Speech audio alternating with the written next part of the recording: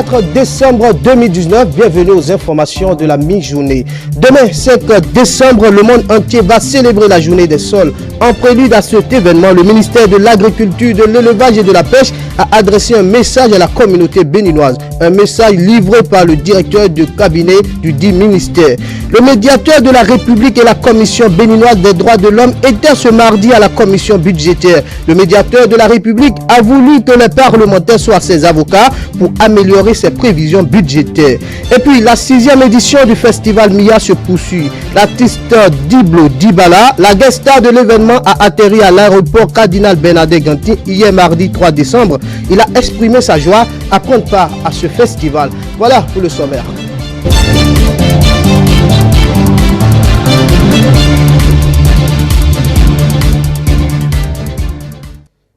Merci de nous préférer pour vous informer. 4 décembre 1958, 4 décembre 2019. Cela fait exactement 61 ans que la République du Dahomey a été proclamée. Le consultant politique Agapit Napoléon Maforican a donné sa lecture des acquis sur l'émission Le Grand Soir de ce mardi 3 décembre 2019. Nous l'écoutons. 61 ans après, c'est qu'est-ce que nous avons fait de la République? C'est la question, qu'est-ce que nous avons fait de la République? Et qu'est-ce que la génération future, qu'est-ce que nous faisons d'aujourd'hui de la République pour que demain, nous léguions à une génération, une République en bonne posture. Alors, qu'est-ce qu'on a fait de la République? On a tâtonné dans la République, on a réglé nos petits problèmes, on a essayé de faire des règlements de compte, on a tenté d'avoir le pouvoir par tous les moyens, et on s'est chamaillé. On a appris à coaliser contre celui qui a le pouvoir, au point de l'empêcher à dérouler son programme de développement. On a appris à bloquer l'appareil de l'État au nom d'une prétendue opposition mal orientée, d'abord mal construite, mal perçue et mal délivrée, mal orientée. Donc, voilà ce que l'on fait de la République. Nous avons connu toutes sortes de situations, les plus rocambolesques les unes que les autres. Oui. Du style gestion solitaire, gestion de duo contre un, gestion des militaires, appel de pied aux militaires, exigence de démission des civils, arrivée de militaires, le chef militaire, le triumvirat militaire qu'on a appelé le directoire, triumvirat civil qu'on a appelé le conseil présidentiel. Mon Dieu, on a connu tout ça. Et puis, on a connu la révolution. Avec les militaires. 1972. Avec des jeunes cadres. De toutes les façons, on a fait le marxisme-léninisme, 1914, 1915, on a connu la République populaire du Bénin. Et puis voilà, 20 ans après, on a connu la banqueroute. On a connu la cessation de paiement. On a connu les mouvements de grève. On a connu les années blanches. On a connu des morts. Et on a connu également une rencontre aussi bizarre, insolite. Curieuse que fut la conférence nationale et sur laquelle il faut que nous revenions tranquillement. Depuis 3 ans, la République découvre une nouvelle manière de la gouverner. Depuis 3 ans, la République découvre peut-être une sorte d'homme providentiel qui est venu pour mettre de l'ordre et ramener les choses à l'endroit. C'est ce qui se passe depuis 2016. C'est une chance. C'est un homme providentiel que nous avons, que les Béninois, au lieu de succomber à cette rage d'opposition immédiate parce que notre région, notre frère là n'est pas encore dedans, on l'a sorti, il faut qu'ils fassent un peu attention à lire avec beaucoup de recul ce qui se passe dans le pays et se rendant compte que les enjeux sont maîtrisés actuellement par le président de la République et son gouvernement et que si nous aimons un peu cette République, nous devons lui donner un tout petit peu, c'est de suivre un peu la ligne que nous indique le président de la République. Commémoration ce jeudi de la journée mondiale des sols. Le thème retenu pour la 6e édition est « Empêchons l'érosion des sols, protégeons notre avenir ». En prélude à cet événement, le ministère de l'Agriculture, de l'Élevage et de la Pêche a adressé un message à la communauté béninoise. Je vous propose de suivre la substance du message livré par le directeur de cabinet du dit ministère. Cette ressource si importante pour nous tous est de plus en plus menacée de dégradation du fait des facteurs naturels mais aussi et surtout des activités anthropiques. Pourtant, on n'y pense pas, ou du moins, on ne s'en rend pas suffisamment compte. La question fondamentale est ceci. Quelle conscience avons-nous de ce que représente pour l'humanité ce sol qui nous porte, nous supporte et nous nourrit? C'est donc à juste titre que chaque année, la communauté internationale célèbre la Journée mondiale des sols le 5 décembre afin d'attirer l'attention sur l'importance d'un sol en bonne santé et sur l'impérieuse nécessité d'en assurer une gestion durable. La 6e édition, celle du 5 décembre 2019, est placée sous le thème « Empêchons l'érosion des sols, protégeons notre avenir ».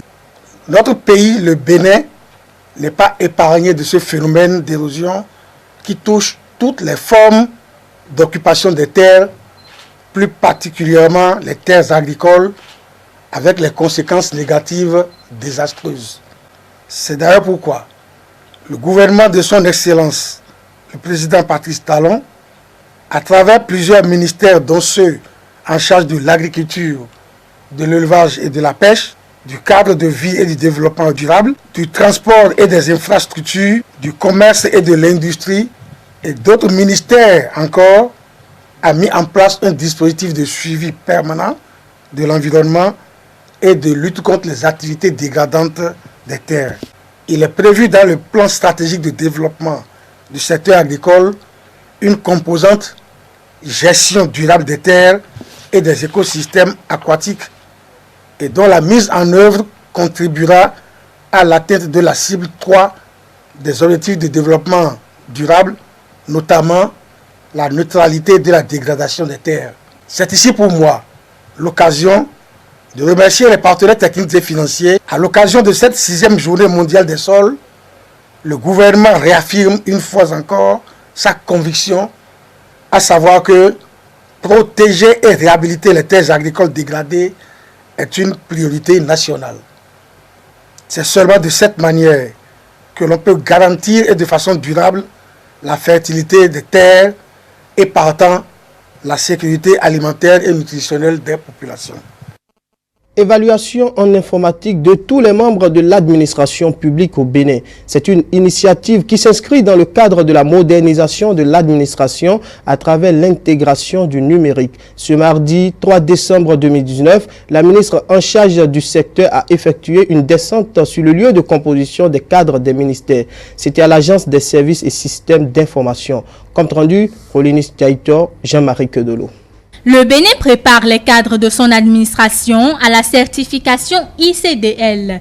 ICDL, c'est un standard de certification de compétences numériques à 3 niveaux, niveau de base, niveau intermédiaire et niveau avancé.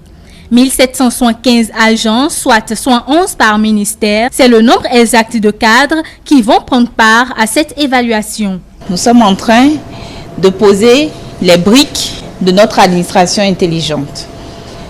Le Bénin est dans une révolution numérique profonde et nous avons décidé que notre administration publique devra désormais être une administration moderne, une administration qui est tournée vers les meilleurs standards dans le monde.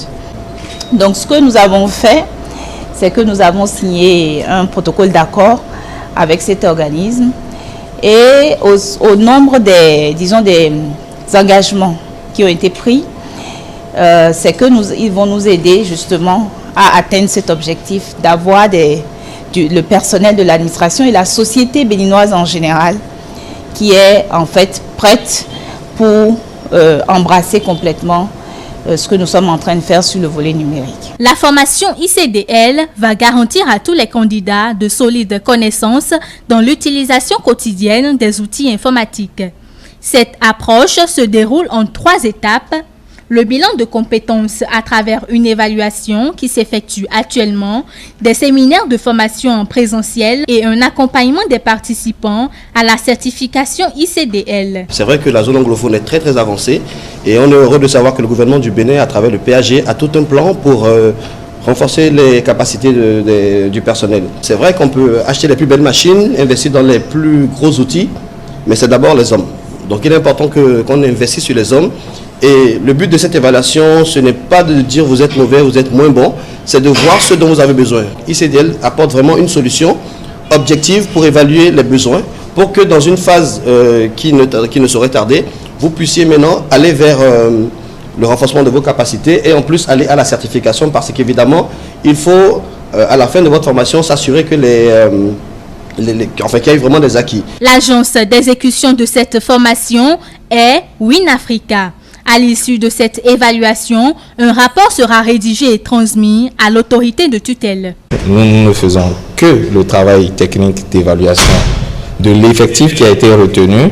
À la suite de cela, les autorités compétentes décideront de la suite à donner à cette phase d'évaluation. 4 sites et centres ont été choisis pour abriter les formations des cadres de l'administration publique. Le centre de formation de WinAfrica, l'agence des services et systèmes d'information, l'agence du service universel des communications électroniques et de la poste et le centre de formation du ministère du Plan et du Développement. Le ministre de la Communication et le président de la HAC ont chacun de son côté fait face à la commission budgétaire ce mardi. Ils ont planché sur les budgets respectifs de leurs structures. Des budgets assez réduits dans les deux cas pour des chantiers gigantesques tels que nous le présentent Latifou Boni et Aliou Anthony dans ce reportage. Les membres de la commission des finances ont eu des clients qui sont chargés des médias et de la communication en général. Un secteur exigeant avec des budgets 2020 repartis tels que dit. 13 milliards 834 et quelques millions, autant dit 13 milliards 900 millions de francs CFA.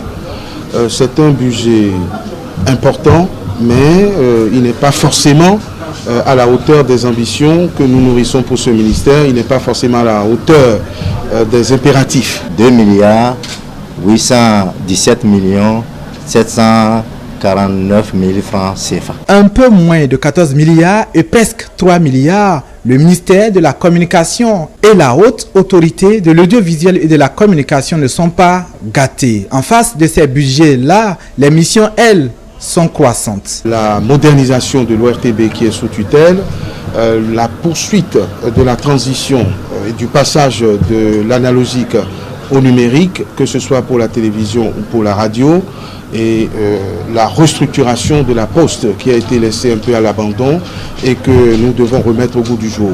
Le FAPA par exemple, qui est le fonds d'appui à la production audiovisuelle, nous avons besoin d'aider le ministère de la Culture par exemple pour booster l'œuvre de nos artistes locaux qui vont occuper donc ces différents sites et ces différentes télés que nous sommes en train d'élaborer. Continuer à faire ce qui était déjà fait, mais aussi à réguler les médias en ligne et aussi la publicité. Nous avons deux obligations, nouvelles obligations qui résultent de l'application du code de l'information et de la communication et du code de la radiodiffusion numérique. Maître Alain Roula et Prosper Moretti ont fait leur part face à la commission des finances. Ils attendent le vote du budget pour aborder 2020 et les missions qui reviennent à leurs structures respectives. Le médiateur de la République et la Commission béninoise des droits de l'homme étaient à l'honneur hier au Parlement. Les dirigeants des deux institutions face à la commission budgétaire ont défendu leur budget. Le médiateur de la République a voulu que les parlementaires soient ses avocats pour améliorer ses prévisions budgétaires. Suivez. Nous avons soumis un budget pour permettre de recevoir nos partenaires des autres institutions de la zone, de l'UEMOA ou de l'OIF, Organisation internationale de la francophonie. Donc, sur cette base-là, nous avions conçu un projet de budget que le gouvernement a réduit à 400 millions à peu près. Et nous avons expliqué aux députés que avec un tel budget dont le montant diminue tous les ans, parce que nous sommes là maintenant avec une réduction de plus de 2,50%, que nous ne pouvons pas réaliser les projets que nous avons décidé de mettre en œuvre. Et nous avons souhaité qu'ils nous aident, soit nos avocats, ils fassent un plaidoyer pour nous auprès du gouvernement pour qu'on augmente cela de 200 millions. Mais pourquoi? Avec l'exécution du budget 2019, nous avons été obligés de réduire certaines activités. C'est ces jours-ci, par exemple, que nous organisons des audiences foraines. Or, quand nous prévoyons les audiences foraines, il doit en avoir au moins 2 ou 3 par an. 2 ou 3 audiences foraines par an. C'est maintenant que nous organisons les premières audiences, donc à la fin de l'année. Ça ne permet pas à nos concitoyens qui sont dans le besoin, qui ont des préoccupations vis-à-vis de l'administration, qui ont des problèmes vis-à-vis de l'administration, ça ne leur permet pas de nous saisir. Bien que nous ayons des délégations régionales, mais c'est toujours mieux de travailler sur le terrain avec les compatriotes. Près de 500 millions de francs CFA. Un projet défendu devant l'Assemblée nationale, devant la commission budgétaire, pour l'accomplissement de notre mission, qui est la promotion et la protection des droits de l'homme sur l'ensemble du territoire de la République du Bénin. Il s'agit pour nous principalement de travailler à l'éducation aux droits de l'homme, à la sensibilisation des citoyens aux questions des droits de l'homme, mais également et surtout de prévenir la violation des droits de l'homme, et si violation il y a, de travailler à ce que réparation soit faite. La loi nous fait obligation de protéger les citoyens sur l'ensemble du territoire de la République du Bénin, la protection s'entendant comme la prévention, prévenir que le crime survienne, que la violation survienne, et si la violation survient, travailler à ce que justice soit rendue à la victime et que réparation soit faite. Il se tient depuis ce 30 novembre 2019 à Cotonou la 6e édition du Festival des meilleurs instrumentistes d'Afrique. Hier 3 décembre 2019, l'artiste Diblo Dibala, la guest star de l'événement, a atterri à l'aéroport Cardinal Bernardin Ganti. L'équipe de notre rédaction s'est dépêchée sur les lieux. Ronélis Diaitor, Prudence Koussoron pour le reportage. Il a répondu favorablement à l'invitation des organisateurs du Festival des meilleurs instrumentistes d'Afrique, MIA 2019.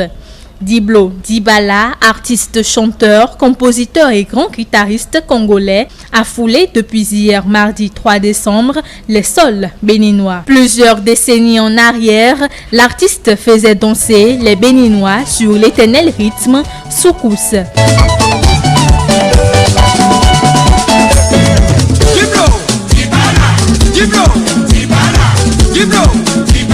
C'est vrai que ça fait longtemps qu'ils m'ont vu ici à Cotonou, sur scène et tout ça là. Je pense que les Béninois vont retrouver ce qu'ils connaissaient dans la musique, quoi. On est là toujours.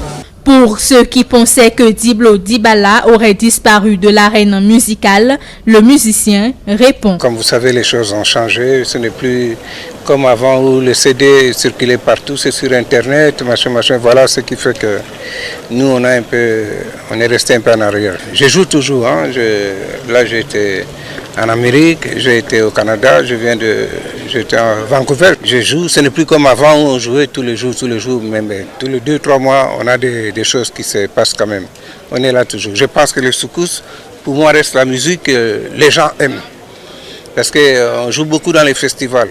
Et quand on nous appelle dans les festivals, c'est pour vraiment sentir cette chaleur, cette chose qui fait bouger, quoi. Diblo Dibala, connu aussi sous le nom Machine Gun, à cause de sa rapidité et son habileté, sera sur scène le samedi 7 décembre 2019 sur la grande soirée La Nuit des Orchestres d'Afrique.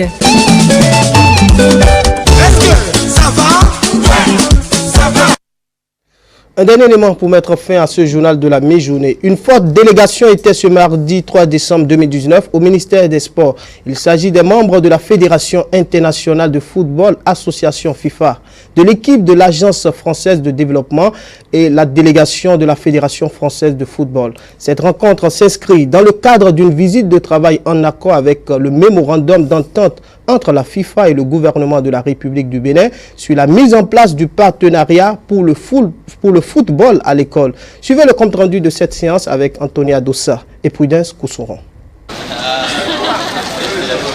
Après la mise en œuvre de la première convention signée avec la Fédération internationale de football, association FIFA, il y a quelques mois, c'est le moment de présenter le projet de sport du Bénin et de confirmer le protocole d'accord. C'est ce qui explique cette séance de travail qui a duré environ 1 heure d'horloge.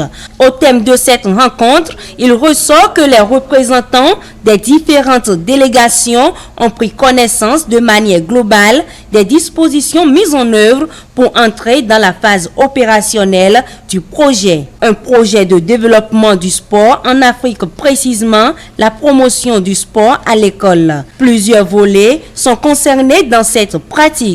Il y a la remise en état des surfaces de jeu, de la formation des encadreurs que le responsable technique qui est avec nous de la Fédération française vous en parler plus en détail, et puis la fourniture des équipements sportifs aux écoles. Oui. On finance la construction de plus de 1000 salles de classe. On va voir avec le ministre des Sports et son homologue de l'enseignement secondaire comment on pourrait capitaliser et utiliser les projets en cours en matière d'éducation pour y ajouter une dimension football, une dimension sport. La présentation du projet de sport du Bénin encourage la délégation de la Fédération française de football qui promet apporter sa contribution. Tous les modèles de développement sont basés sur la formation de cadres. Donc on amènera, nous, notre expertise avec dans l'idée qu'il y a un transfert de connaissances. On sait qu'il y a du talent partout, on sait qu'il y a des savoirs partout. Et notre idée, c'est justement de faire émerger ces savoirs, de faire ces talents, pour que chaque pays développe ses propres systèmes, que ce soit de formation de cadres, de formation de joueurs. Et comme ça a été très très bien introduit par le ministre des Sports, c'est un projet global et nous on intégrera et puis on proposera à la demande. Le ministre des Sports Oswald Romeki se dit satisfait après cette séance de travail qui définit les modalités d'élaboration et d'accompagnement de la présente collaboration. La FIFA nous accompagne en termes d'équipement, en termes de réfection des surfaces sportives, ce qui correspond à notre programme d'aménagement sommaire des sites pour mettre à disposition des infrastructures adéquates pour la pratique du sport pour nos lycées et collèges, ce que nous avons appelé les infrastructures de proximité, au-delà du programme des stades qui est déjà en cours sur le financement du budget national. Et la bonne nouvelle, c'est qu'aujourd'hui, la FDI qui travaille déjà avec le Bénin vient autour de la table en disant « Nous nous engageons dans le programme et nous envisageons avec vous à terme la possibilité de contribuer au financement ». Et puis il y a aussi la très très bonne nouvelle, c'est que la Fédération française de football s'implique techniquement. Dans les prochains jours, l'autorité ministérielle se rendra à la FIFA pour la signature d'accords spécifiques de la mise en pratique de la convention. Ceci permettra à la FIFA d'entrer en plein pied et prendre en main le volet formation des formateurs encadreurs. C'était le journal de la rédaction. Merci de l'avoir suivi. La prochaine édition du journal présenté, c'est 19h45. Bonne suite des programmes sur E-Télé, la chaîne de l'excellence. À bientôt.